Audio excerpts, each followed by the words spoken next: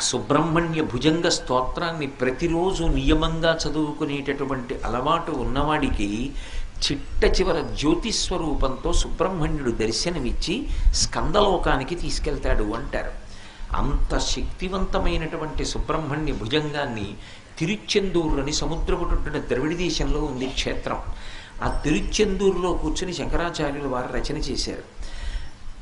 ఆయన ఆ స్తోత్రాన్ని రచన చేసేటప్పుడు మొట్టమొదట విఘ్నేశ్వరుణ్ణి ప్రార్థన చేశారు. ఆ ప్రార్థన చేస్తూ బహు చిన్న శ్లోకాన్ని ఒకదాన్ని ఇచ్చారు.